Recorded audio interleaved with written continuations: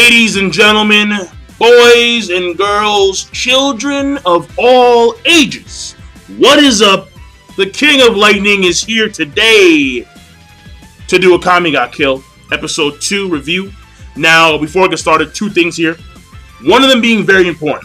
Number one, obviously, the episode link is going to be in the box below on Crunchyroll.com. Number two is also in the box below. There's going to be a link to change.org, and I need you guys to sign this petition. Now, basically, my friend's little brother, on April 25th of this year, became a victim of police brutality. One of the many thousands that exist. And we're trying to get some justice here. So it'll be really cool of you guys to not only sign the petition, but also spread the word around. If you can, if you would like to spread the word, if you have to sign it, then please do so. I will not only put it on my Twitter, but also on the fan page, and I'll talk about it in other videos to come. So once again, the link is going to be down below. Please sign it, and please spread the word around. And also, if you want to see the video too, then I'll also put the video where you can make your own deductions and judge for yourself as to whether or not these police are in fact the protectors of justice or the harbingers of injustice. So that being said, let me move on to the episode at hand. First of all, the pacing. It was fast, but it was slower than last week's episode, and they still did cover a lot of ground, don't get me wrong. So when it comes to that ground, that story progression, first of all, we get the character names. We already knew who Akame was, and Leone, and Bulaut, but now we have Mine, and then we have Sheely, and then we have the boss, I forgot her name, and we have this other person, the guy with the strings, I think his name is Lubak. Yeah, like Lubak, something like that. So basically, it's the character introductions of the Night Raid. That's one of the main parts of the story progression.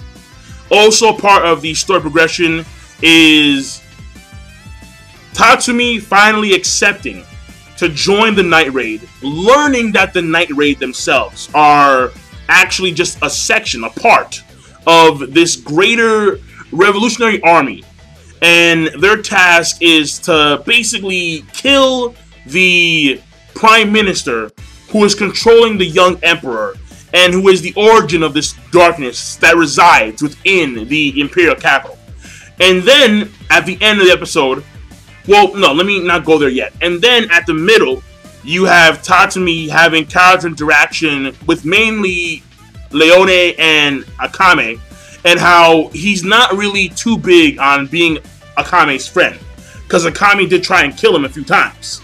And at this point in time, he's gone through the training, and the training so far is just character, or I should say interaction between the two, and him hiding his presence when it came to hunting or fishing this certain type of unique fish.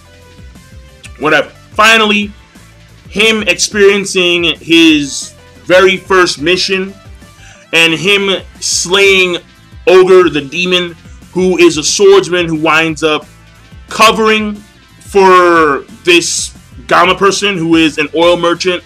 And basically, they're getting justice for this woman whose husband was executed because he was framed by Ogre.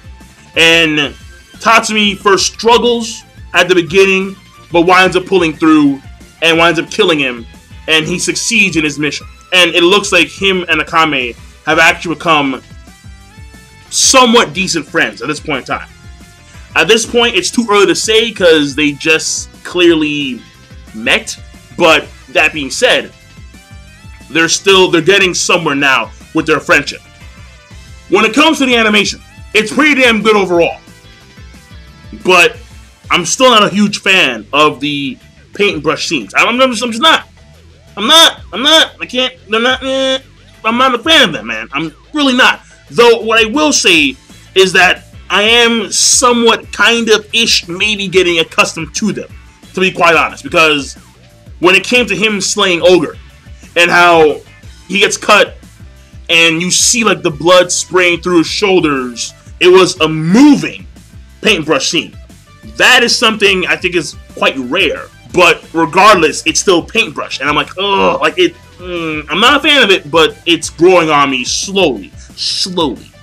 Like, give me until episode 10 or 12, and I'll pretty much ignore it by then, hopefully. And what I do want to say is, if you compare it to the last episode, I think it was a still frame paintbrush scene, so it's not like they don't do still frame paintbrush scenes, but the moving ones are better. And I also did notice something quite odd when it comes to some of the slashing scenes and the blood spray. The blood spray, why does it like evaporate into the air? Like when you have Tatsumi facing off against Ogre, Ogre turns around, tries to slash at him. Tatsumi cuts him in the abdominal area, and then the blood on Tatsumi's sword, he swings and it goes to the air, and you can see the blood in the air slowly evaporate. What was up with that? That was kind of weird. I'm like, why is the blood evaporating? Like, wait, why? What? So, and everything was in slow motion. Like even the blood spray itself, when the scene was clearly over, like by the time Ogre was on the ground and there was a pool of blood in the initial strike, the blood spray was still in the air, moving in slow motion. So that kind of threw me off. It did.